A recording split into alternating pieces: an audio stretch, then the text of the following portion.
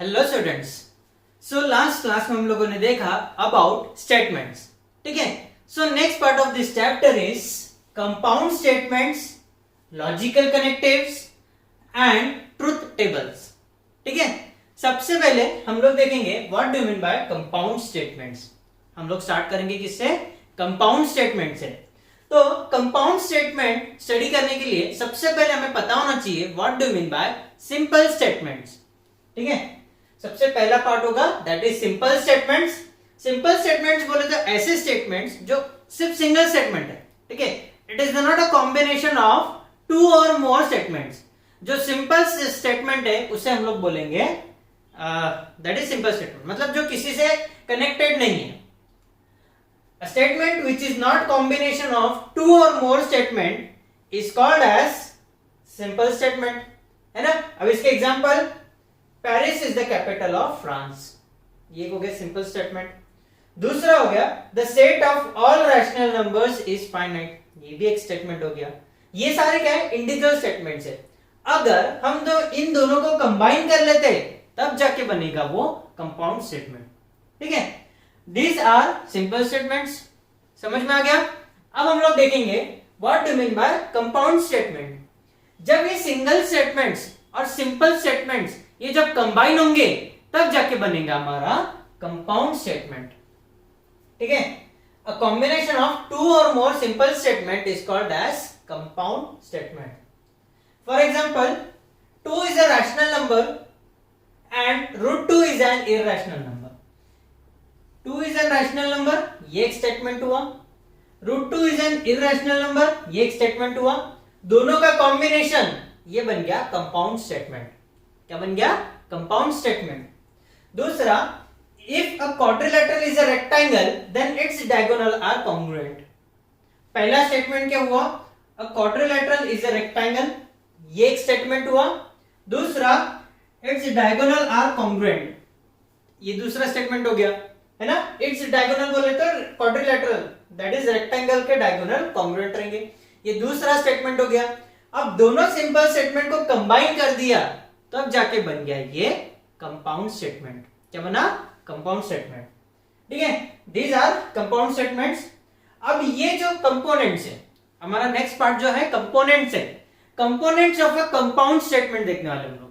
किसके components? Compound statement के components. अब ये जो दो सिंपल स्टेटमेंट्स है, these are the components of this compound statements, है ना। ये जो कंपाउंड स्टेटमेंट है पहला वाला, ये दो स्टेटमेंट से बना है, ये द फर्स्ट वन एंड ये सेकंड वन।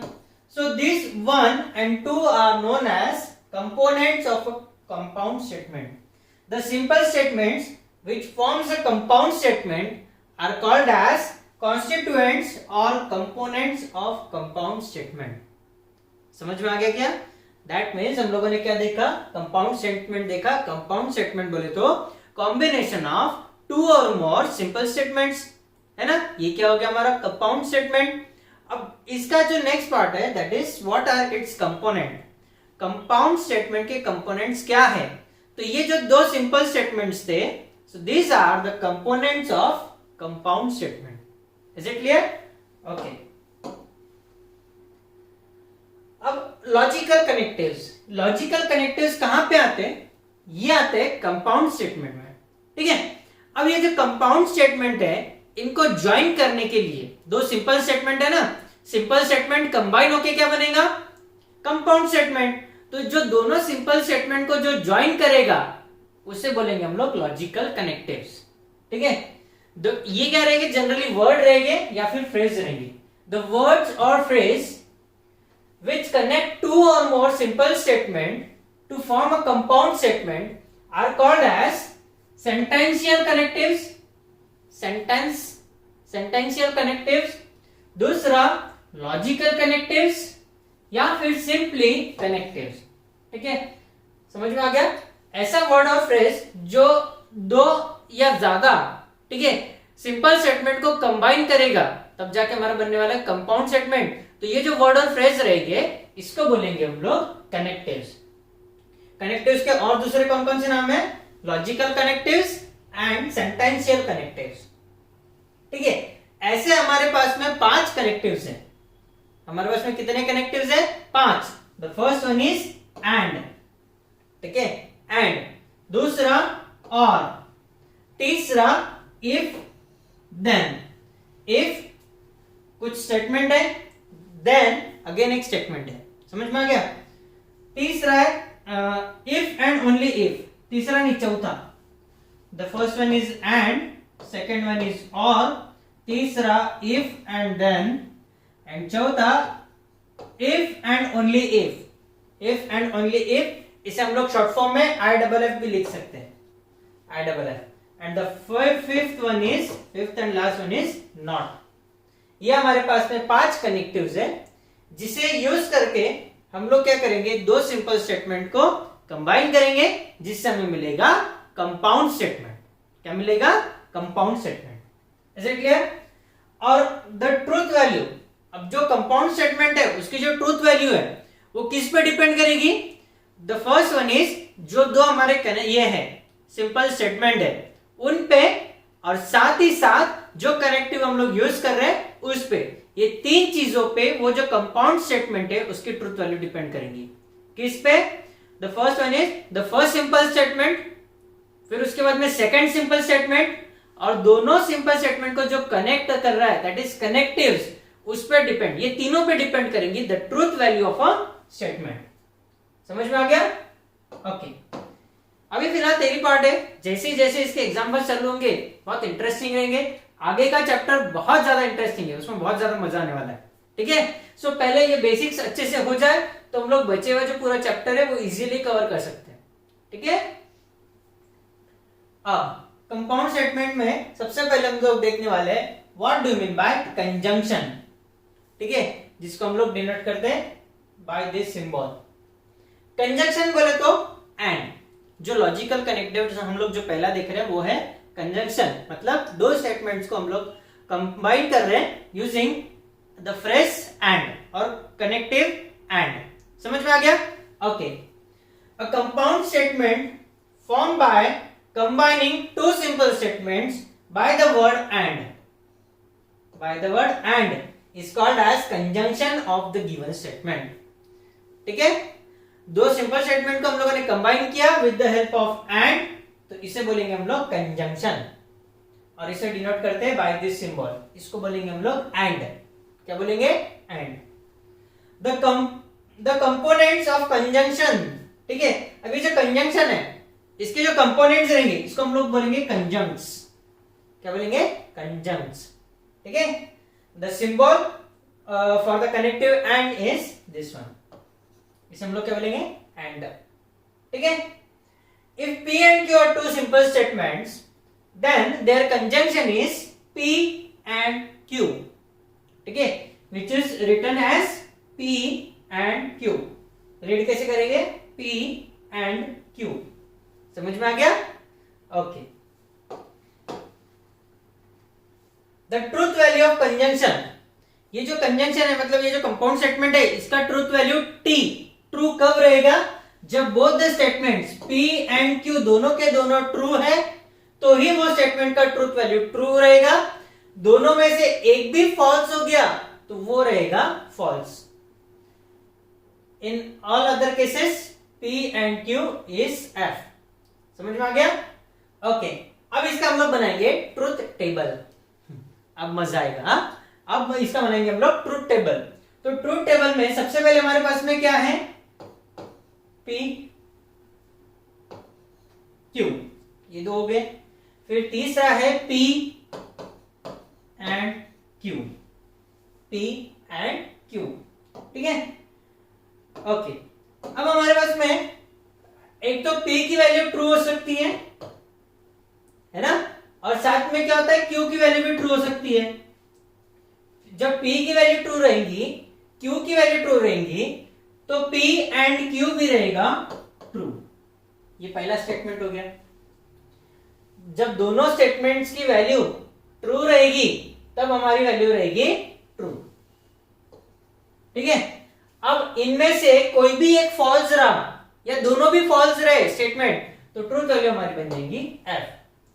तो पहला केस हम लोगों ने लिया दोनों ट्रू, दूसरा लेंगे ट्रू एंड फॉल्स, ठीक है, दोनों में से एक भी फॉल्स हो गया तो ट्रूथ वैल्यू हमारी बन जाएगी फॉल्स। तीसरा पॉसिबिलिटी ऐसा है, पहला स्टेटमेंट फॉल्स रहेगा लेकिन दूसरा स्टेटमेंट ट्रू रहेगा, तो ये केस में जो ट्रूथ वैल्यू है वो बन जाएगी again false. Is it clear? अब अगर दोनों स्टेटमेंट फॉल्स रहे हैं, ठीक है, तो भी इसकी ट्रूथ वैल्यू रहेगी फॉल्स। Is it clear? इसको मस्त टेबल बना लेना है।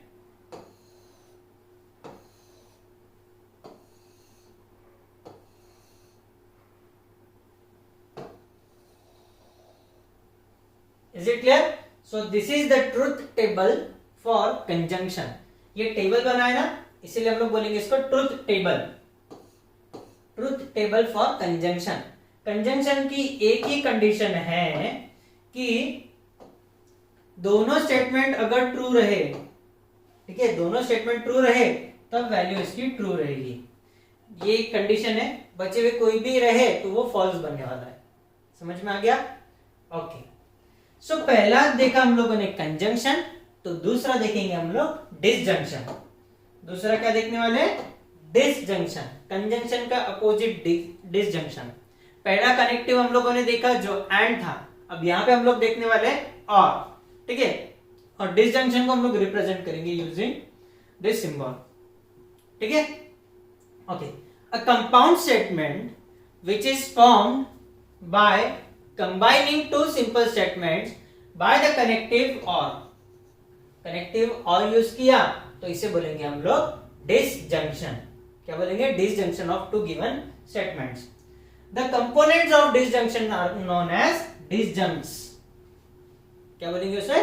डिसजंक्ट्स। The symbol for the connective or is this. Is it clear? इसको बोलेंगे हम लोग और। If P and Q are two simple statements, their disjunction is P or Q, which is written as P or Q. Read कैसे करना है? P और Q. Is it clear? Okay. अब इसका जो ट्रूथ वैल्यू वो कैसा रहेगा? The truth value for disjunction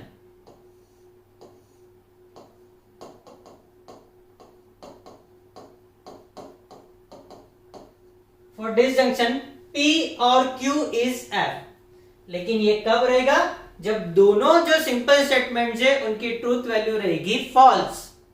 दोनों की अगर ट्रूथ वैल्यू फॉल्स है तभी डिसजंक्शन की वैल्यू फॉल्स रहेगी, अदरवाइज वो रहेगी ट्रू। अदरवाइज वो क्या रहेगी? ट्रू रहेगी। Is it clear? और कंजंक्शन में क्या था? अगर दोनों स्टेटमेंट की ट्रूथ वैल्यू एंड है, टी है, अगर दोनों की ट्रूथ वैल्यू टी है तभी कंजंक्शन की ट्रूथ वैल्यू टी रहेंगी। यहां पे अपोजिट है, अगर दोनों सिंपल स्टेटमेंट्स की ट्रूथ वैल्यू फॉल्स है तो डिसजंक्शन की वैल्यू फॉल्स रहेगी, ठीक है। इन all other cases it will be true. अब इसका हम लोग ट्रूथ टेबल देखते हैं। अगेन हमारे पास में रहेंगे P Q, यहां पे P और Q, यहां पे क्या रहेगा? P और Q। पहला स्टेटमेंट अगर ट्रू है, दूसरा स्टेटमेंट फॉल्स है, मतलब ये वाला कंडीशन, तो ये क्या रहेगा? ट्रू रहेगा। पहला स्टेटमेंट ट्रू है,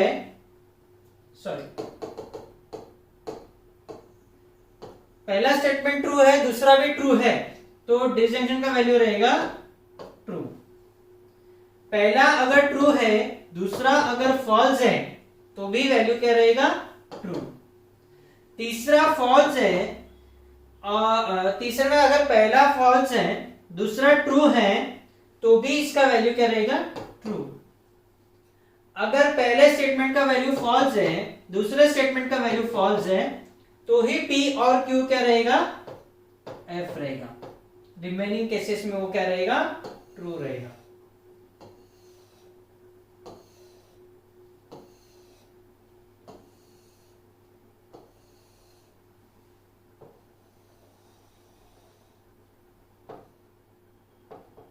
समझ में आ गया? सो मेन कंडीशन यहां पे कौन सी होगी? F, F, F। बाकी समय ट्रू रहेगा। ठीक है, अब लॉजिक में जब भी तुम ट्रूथ टेबल बनाओगे, तुम्हें सीक्वेंस यही फॉलो करना है। कौन सा? पहला ट्रू दूसरा ट्रू, पहला ट्रू दूसरा फॉल्स, पहला फॉल्स दूसरा ट्रू, और बाद में दोनों false. Is it clear? Okay, समझ में आ गया यहां तक? वेरी वेरी सिंपल है, कुछ ज्यादा डिफिकल्ट है नहीं इसके अंदर। The next thing is exercise. अब इस पे बेस्ट एग्जांपल्स देखेंगे हम लोग। Express the following statements in symbolic forms. Express the following statements in symbolic form. सबसे पहले क्वेश्चन में हमें क्या करना है? उसे सिंबॉलिक फॉर्म में रिप्रेजेंट करना है। अब हमारे जो बचे हुए कनेक्टिव्स है कौन से? If, then, if and only if and negation. ये हम लोग बाद में देखेंगे, पहले कंजंक्शन डिसजंक्शन पे हम लोग एक्सरसाइज देखेंगे। The first one is mango is a fruit, mango is a fruit but potato is a vegetable. इसके दो स्टेटमेंट्स कौन कौन से हैं? Mango is a fruit and दूसरा पोटैटो इज अ वेजिटेबल, है ना? So let P statement be mango is a fruit. P statement क्या है? Mango is a fruit. Q statement क्या है? Potato is a vegetable. समझ में आ गया? Mango is a fruit, potato is a vegetable. So इसका सिंबॉलिक फॉर्म क्या रहेगा? P and Q। बट जो है ये अगेन हम लोग कंसीडर करते हैं एज अ एंड। ठीक है, बट बोले तो एंड रहेगा। सो इसका सिंबॉलिक फॉर्म क्या हो गया? P and Q। Is it clear? अब ये तुम्हें याद रखना पड़ेगा, जहां पे एंड है वहां पे तुम लोग एंड लिख लेंगे, जहां पे बट आएगा it will be considered as and. Is it clear? Okay, second example, either we play football or go for cycling. Either we play football or go for cycling. So this statements can be written as we play football or we go for cycling. ये हो गया पहला statement, ये हो गया दूसरा statement. तो इसका सिंबॉलिक फॉर्म कैसा रहेगा? है ना? Let P statement be we play football. We play football को पहला स्टेटमेंट लो, दूसरा statement we go for cycling, ये हो गया हमारा दूसरा स्टेटमेंट। अब हमारे पास में कनेक्टिव जो हम लोगों ने यूज किया वो क्या है? और है। और बोले तो ऐसा सिंबल है ना? सो P और Q, the symbolic form of the given statement is P or Q. Is it clear? Milk is white or grass is green. Milk is white or grass is green. So पहला statement P क्या हो गया? Milk is white. पहला statement क्या हो गया? Milk is white. दूसरा statement क्या हो गया? Grass is green. दूसरा क्या हो गया? Grass is green. है ना? तो सिंबॉलिक फॉर्म क्या रहेगा? P और Q. Symbolic form is P और Q। ठीक है? In spite of physical disability, Rahul stood first in the class. In spite of physical disability, Rahul stood first in the class. So यहां पे इसको हम लोग ऐसा भी लिख सकते हैं, the given statement is equivalent to Rahul has physical disability and he stood first in the class. ठीक है? Rahul has physical disability and he stood first in the class. So पहला स्टेटमेंट क्या हो गया? राहुल हैज फिजिकल डिसेबिलिटी, ये पहला statement हो गया। दूसरा क्या हो गया? He stood first in the class. Connective कौन सा यूज किया? And. So P statement and Q statement, Rahul he stood first in the class. So इसका सिंबॉलिक फॉर्म क्या रहेगा? P and Q। क्या रहेगा? P and Q। ठीक है? साथों साथ अपने कॉपी में नोट डाउन करते चलना है। ठीक है? Jagdish stay at home while Shreejit and Shalmali go for movie. ठीक है? The given statement can be written as Jagdish stay at home and Shreejit and Shalmali go for a movie. तो ये क्या हो गया? P स्टेटमेंट, ये हो गया Q स्टेटमेंट, कनेक्टिव है and, so P and Q। ठीक है? P and Q। Now right the truth values of the given statement. अब हमें क्या करना है, हम लोग को जो स्टेटमेंट है उसकी ट्रूथ वैल्यू फाइंड आउट करनी है। √3 इज अ रैशनल नंबर, पहला स्टेटमेंट है √3 इज अ रैशनल नंबर और 3 plus I is a complex number, 3 plus I is a complex number। सो पहला स्टेटमेंट क्या है, √3 is a rational number, connective हमारा और है, and 3 plus I is a complex number। Let P is a √3 is a rational number and Q is a 3 plus I is a complex number। So the symbolic form of given statement is P or Q। symbolic form क्या है, P और Q। ठीक है, जो P statement है, P statement क्या है, √3 is a rational और irrational, √3 is a irrational number. ठीक है, तो इरैशनल होने की वजह से ये स्टेटमेंट क्या हो गया, फॉल्स, एंड ये ऑलरेडी ये ट्रू है, तो it can be written as F and T। ठीक है, the truth value of the given statement is P और Q। अब फॉल्स और ट्रू, ठीक है, फॉल्स की और की कंडीशन क्या है, जब दोनों फॉल्स रहेंगे तब जो ये है स्टेटमेंट वो क्या रहेगा, फॉल्स रहेगा।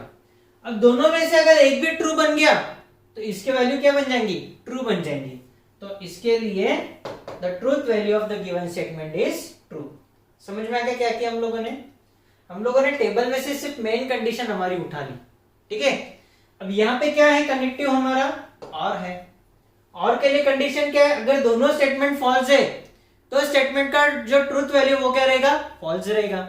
अगर दोनों में से एक भी ट्रू हो गया तो स्टेटमेंट का ट्रूथ वैल्यू क्या रहेगा, ट्रू रहेगा, है कि नहीं। तो यहाँ पे जो पहला स्टेटमेंट है वो फॉल्स है, ये यहां तक बात सही है। जो दूसरा स्टेटमेंट है वो क्या है, ट्रू है। दूसरा स्टेटमेंट क्या है, ट्रू है। तो इसीलिए ये जो पूरा स्टेटमेंट है इसका ट्रूथ वैल्यू बन गया हमारा T। Is it clear? Okay. Jupiter is a planet and Mars is a star. And बोले तो दिस वन। ठीक है, इसका कंडीशन क्या है, अगर दोनों स्टेटमेंट ट्रू रहेंगे तो जो अपना गिवन स्टेटमेंट है इसका ट्रूथ वैल्यू क्या रहेगा, T रहेगा। ये हमारा क्या है, कंडीशन है। ठीक है, अब हम लोग क्या करते हैं, इसको लिखते हैं, let P be Jupiter is a planet and Q Mars is a star. Jupiter is a planet, ये स्टेटमेंट क्या है, ट्रू है। ये स्टेटमेंट क्या है, ट्रू है। मार्स इज अ स्टार, ये स्टेटमेंट ट्रू है क्या, नहीं, तो ये क्या हो गया, फॉल्स हो गया, है ना। सो ये जो गिवन स्टेटमेंट है इसको हम लोग सिंबॉलिक फॉर्म में कैसे लिखेंगे, P and Q। Symbolic form में कैसे लिखेंगे, P एंड Q।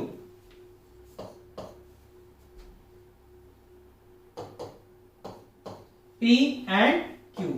ठीक है, अब पहला स्टेटमेंट क्या है, ट्रू है। पहला स्टेटमेंट ट्रू है, दूसरा स्टेटमेंट फॉल्स है, तो जो पूरा स्टेटमेंट का ट्रूथ वैल्यू है वो क्या बन जाएगा, फॉल्स बन जाएगा। स्टेटमेंट क्या बन जाएगा, फॉल्स बन जाएगा। समझ में आया क्या? ओके, आपको इसी तरीके से लिखना है, 2 plus 3 is not equal to 5। 2 plus 3 is not equal to 5 और 2 multiplied by 3 less than 5। पहला स्टेटमेंट है। P स्टेटमेंट भी 2 plus 3 is equal to 5। Q statement 2 multiplied by 3 less than equal to 5। अब 2 plus 3 is not equal to 5। 2 plus 3 क्या होता है, 5 होता है, तो पहला स्टेटमेंट क्या हो गया, फॉल्स हो गया। ठीक है, 2 multiplied by 3 6 होता है, इज इट लेस देन 5, नहीं, है ना। तो ये स्टेटमेंट ट्रू है क्या, नहीं, तो ये क्या हो गया, फॉल्स। तो इसको हम लोग सिंबॉलिक फॉर्म में क्या लिखेंगे, P और Q। ठीक है, और का कंडीशन क्या है, F और F it is equal to F। ये हमारा कंडीशन है। अब हमारा पहला स्टेटमेंट क्या है, फॉल्स है, दूसरा स्टेटमेंट क्या है, फॉल्स है, तो जो पूरा गिवन स्टेटमेंट है इसका वैल्यू क्या रहेगा, फॉल्स रहेगा। The truth values of both P and Q are false, therefore the truth value of P और Q इज फॉल्स। समझ में आ गया, कितना सिंपल है ना। ओके,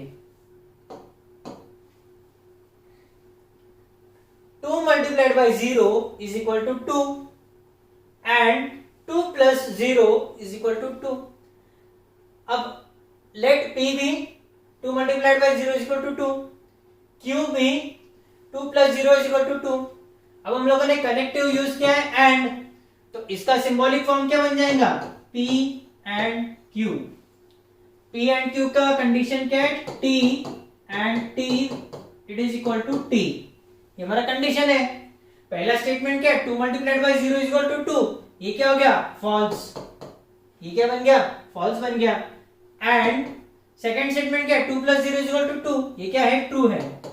तो कंडीशन क्या है? अगर ट्रू एंड ट्रू है तो जो स्टेटमेंट है उसका ट्रूथ वैल्यू क्या रहेगा? ट्रू रहेगा. अगर दोनों में से एक भी फॉल्स हो गया तो ट्रूथ वैल्यू क्या रहेगा? फॉल्स रहेगा. तो इसीलिए इसका जो ट्रूथ वैल्यू है वो रहेगा फॉल्स. ठीक है, ट्रूथ वैल्यू क्या रहेगा? फॉल्स रहेगा. समझ में आ गया? Okay. 9 is a perfect square but 11 is a prime number.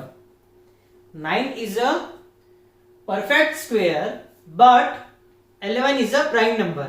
अब मैंने तुम्हें स्टार्टिंग में बताया था बट बोले तो and, consider it as and.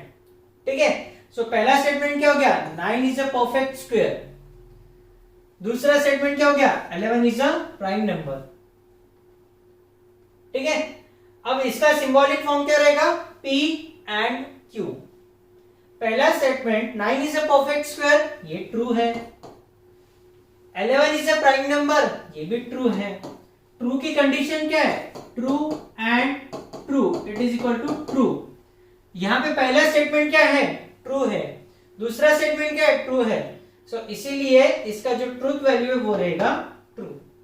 ये जो स्टेटमेंट है 9 is a perfect square but 11 is a prime number, इसका ट्रूथ वैल्यू क्या है?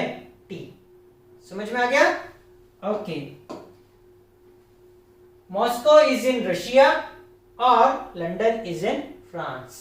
लंदन फ्रांस में क्या है? नहीं. ठीक है, let P be Moscow is in Russia, let Q be London is in France. इसका सिंबॉलिक रिप्रेजेंटेशन क्या आएगा? और के लिए P और Q. अब मॉस्को इज इन रशिया, ये क्या है? ट्रू है. लंदन इज इन फ्रांस क्या है? गलत है. इसीलिए T और F. फॉल्स के लिए कंडीशन क्या है? F और F it is equal to F. ये हमारा क्या है? कंडीशन. ठीक है, यहाँ पे पहला स्टेटमेंट क्या है? ट्रू. दूसरा स्टेटमेंट क्या है? F. तो ये क्या बन जाएगा? T और F. जब दोनों स्टेटमेंट्स की वैल्यू फॉल्स रहेगी तभी जो फाइनल स्टेटमेंट है उसका वैल्यू क्या रहेगा? फॉल्स रहेगा. तो यहां पे एक ट्रू है तो ये बन जाएगा ट्रू. ये क्या बन जाएगा? ट्रू. समझ में आ गया? Okay.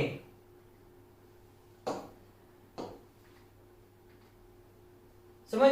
So this is all about conjunction and disjunction. जो रिमेनिंग कनेक्टिव्स है that is if, then, if and only if and negation. ये वाले जो कनेक्टिव्स है ये हम लोग देखने वाले हैं नेक्स्ट लेक्चर में. Is it clear? ओके.